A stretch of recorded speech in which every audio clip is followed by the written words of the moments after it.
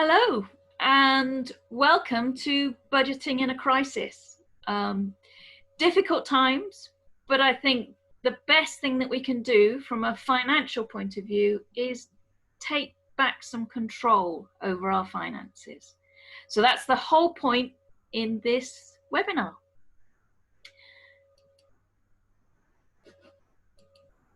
So we're going to talk about the concept of income shock, how important it is to live within your means if you can, taking control of any debts that you have, your existing debts, getting together as a family, so making this a whole household exercise, what you'll need in order to do that, categorizing your expenditure,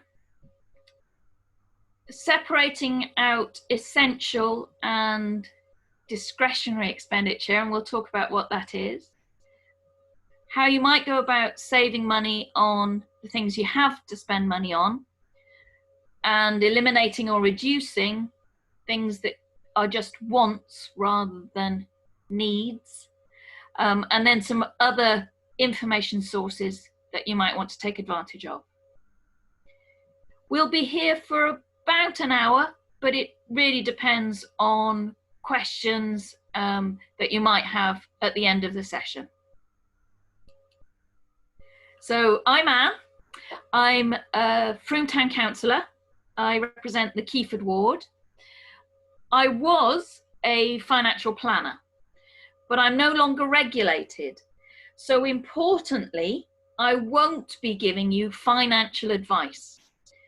What I will be giving you is financial guidance. So really just generic information that will hopefully help you sort out your finances. So, income shock. A lot of people in the current crisis have had a reduction of their income, maybe through reduced hours that you're able to work. You might be on the government's furlough scheme, and so you might be receiving 80% of your normal income, which may or may not be topped up by your employer. Your employer might have asked you to take unpaid holiday, or they might have made you redundant. Or if you're taking part in the self-employed scheme, you might not even have had any money yet. So you might have had to apply for, again, 80% of your average earnings over the last 3 years. So for all sorts of reasons, you might be having to live on less than you're used to. So with that, it's really important to have a look at your expenditure, to try and ensure that you're not living on more than you can afford to. You might have to reduce your expenditure to make sure that you don't fall into debt at these times. So when we talk about a crisis budget, it really is eliminating or at least reducing all forms of expenditure down to the essentials. We need to talk about debt. You may well have had existing debts, even in the best of times. Often people have to take on debt, and that might be car payments. Your mortgage is a big form of debt. With all of these forms of debts, you need to think about whether it's right to take a payment holiday. It's not always right to take a break in your payments. As with any holiday, they often cost more than you're expecting. And that will be the same with a payment holiday. If you stop paying your mortgage, for example, for 3 months, then the mortgage provider is going to add those payments back into your mortgage. It's not that you're not going to pay them ever, you're just going to put off paying them for up to 3 months. What will happen is that those payments will get added back in to the rest of your mortgage term, which possibly means that you'll be paying maybe a few pounds more into each month's payment. So if your mortgage payments were manageable in the normal course of events, then adding in a few pounds more into every month's payment is not going to be a problem. But if it was already a problem for you to find your mortgage payments every month in the normal times, then adding in a few pounds more every month is going to make that even more difficult in the normal course of events. So what I would say to you is, don't just take a payment holiday because it's there, because it's available. But do take it if that means that you're going to keep your head above water in these difficult times. Okay, so take them if you need to, but don't take them just because they're there, because they will cost you slightly more, but they will cost you in the long run. We also need to talk about taking on additional debt anyway. There are all sorts of borrowing that you could take on now, but again, don't take them just because they're there. Don't take on loans just because they're available to you. Take them if you need to, because they're going to keep your head above water, but don't take them just because they're there.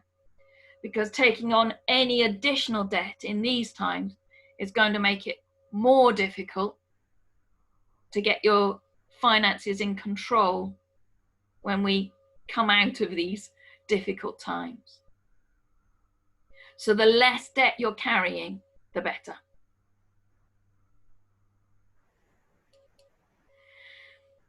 With all of the things that we're talking about in this session, and managing your finances in general, they always become easier if you're not the only person managing them. So if you can share all of these financial difficulties, these financial tasks, if you can share them with other people in your household, that takes the pressure off. If everybody is taking part in this big task, then that's going to just share the load with everyone else. So what I suggest you do is get everybody together and just talk about the fact that you are living on less income than normal times. So that if someone's old enough to ask for something in the supermarket, they're probably old enough to understand that they perhaps can't have that at the moment. So if really your expenditure needs to be controlled, then everybody needs to know that maybe some treats have to just be put off until better times come round again.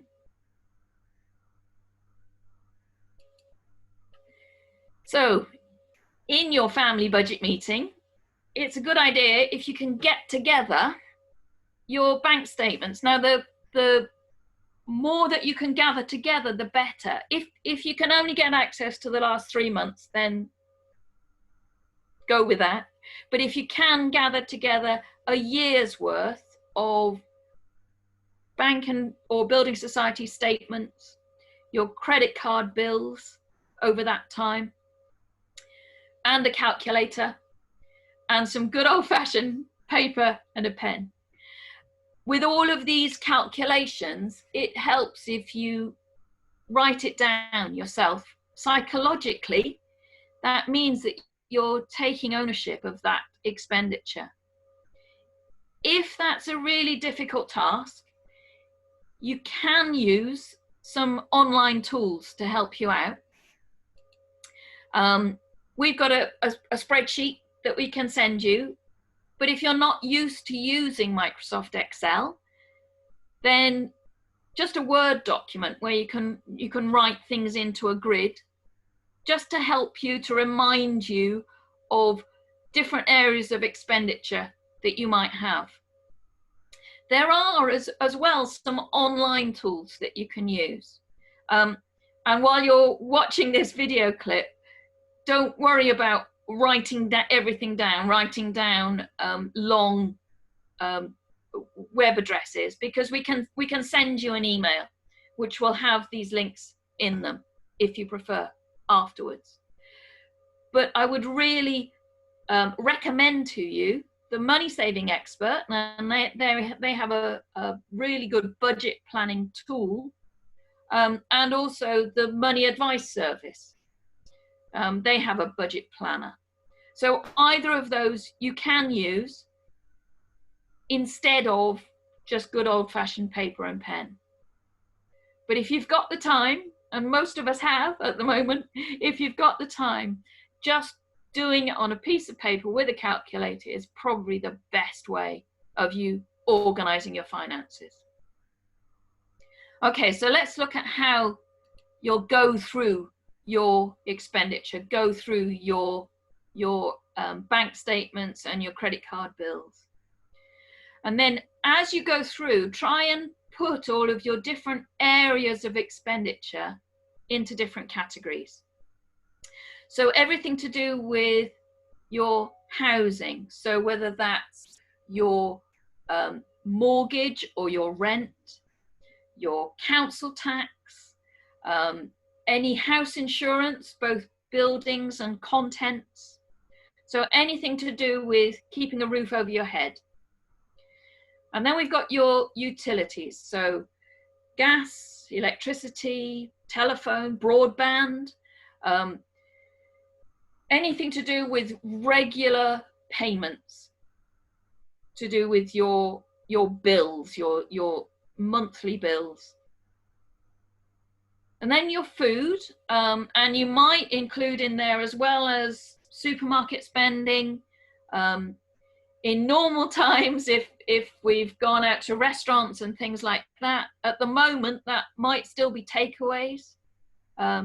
So food expenditure, food associated with your lunches at work as well. So if you're buying things associated with eating outside of the home. Clothing, both for you, for your kids, so school uniforms as well as work clothing.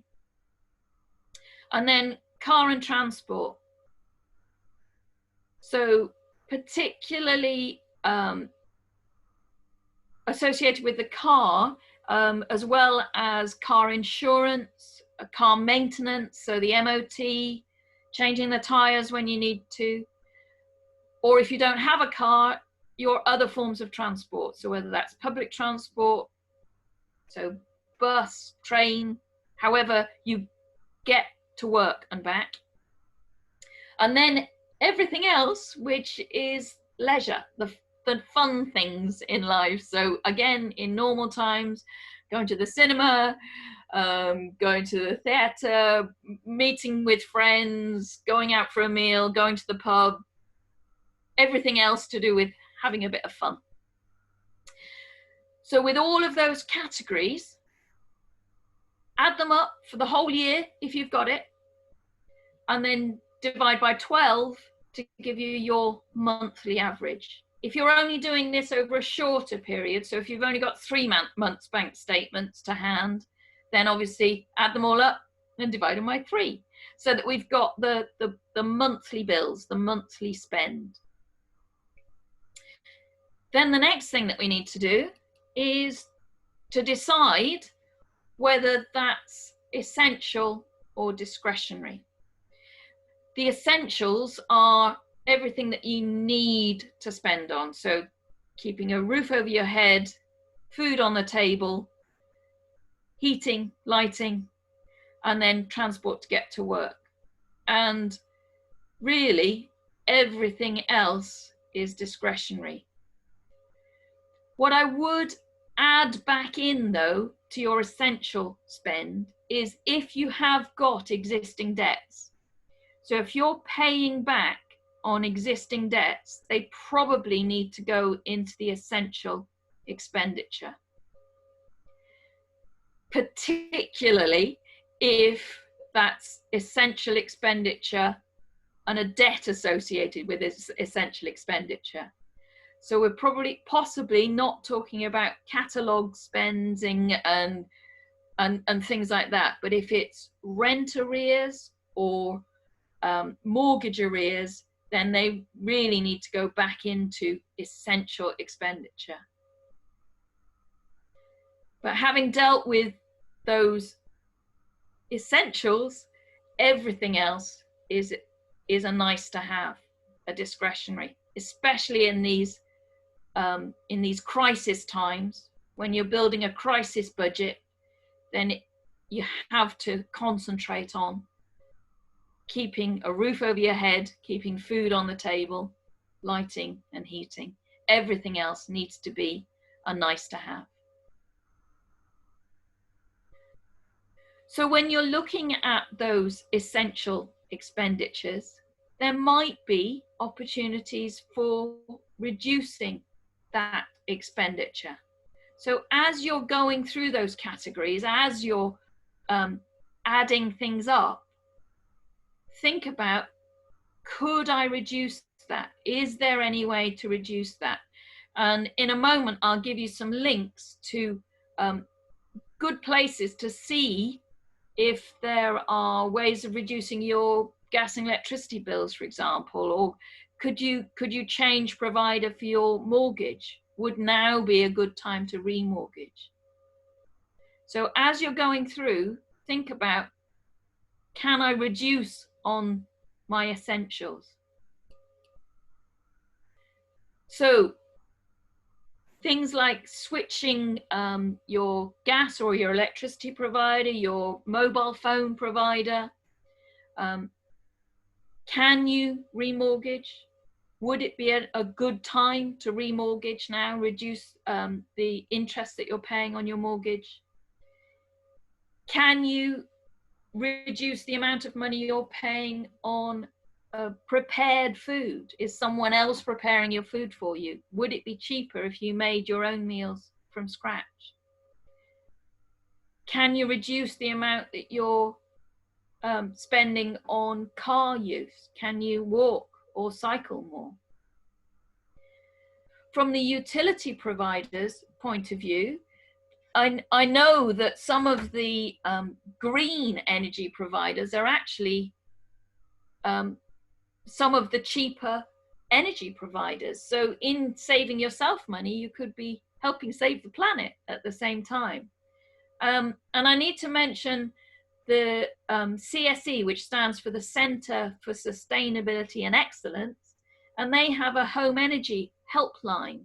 And again, I'll give you details in an email later, but they have a helpline. It's an 0800 number, so it wouldn't cost you anything to make the call. 0800 082 2234. But I'll remind you of that in an email afterwards. And when you go on to USwitch, you can also say that you want it to show you the green energy providers when you're looking at switching your energy provider.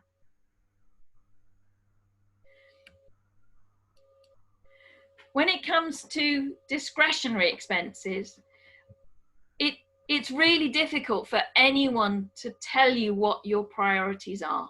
It's really so much better if you can decide as a family.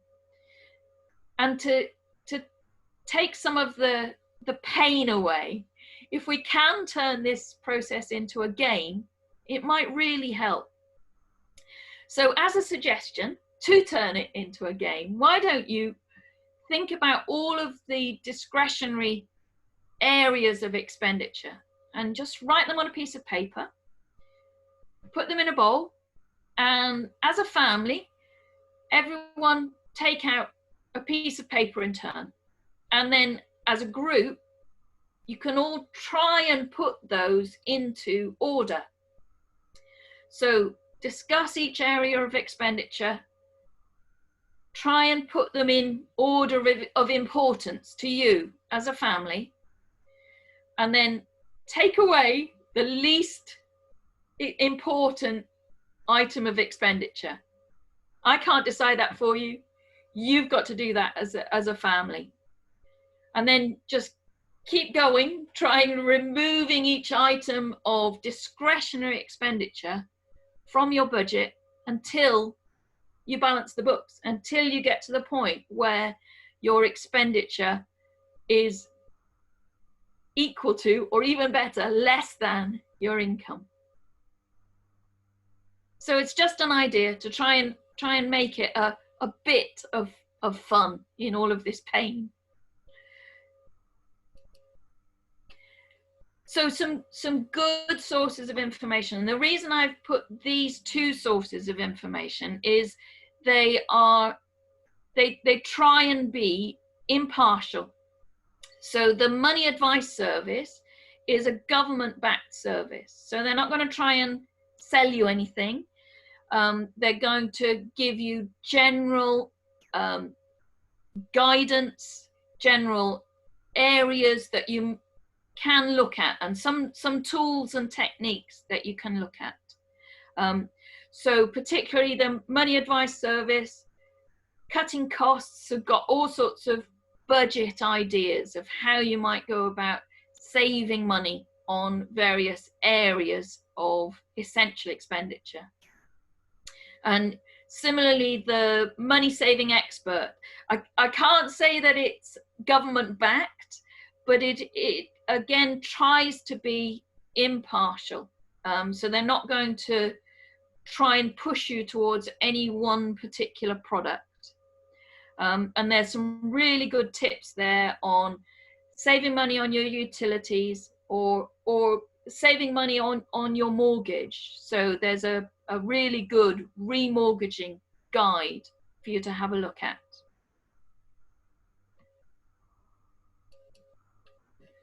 So if you have any questions about anything that we've talked about today, or the process of saving money, of adding up your expenditure, answering questions about whether something should be an essential or discretionary item of expenditure, please feel free to send me an email, and I'll try and answer your question. The answer to your question might be telling you where to look for a piece of information.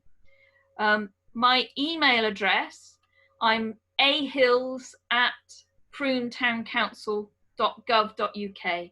So send me an email. I'll try and get back to you within a day or a couple of days.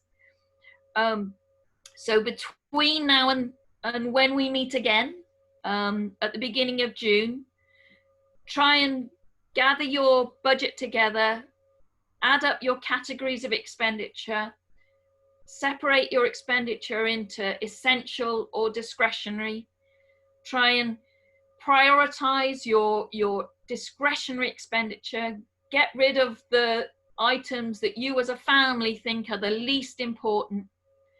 And then once you've got to your budget, try and stick to it. Try and reduce your expenditure to items that you can afford in these reduced income times. And we're going to run another session at the beginning of June as a follow-up to see how you got on, and again as an opportunity to answer any questions that you might have had in that process. And between now and then, I'll send out a few short bite-sized budgeting items via email, and each email I'll look at a different category of expenditure. So we'll look at housing costs, utility costs, food costs, transport costs between now and then. Okay, so I hope it goes well, and let me know if you have any questions. And thank you for joining us.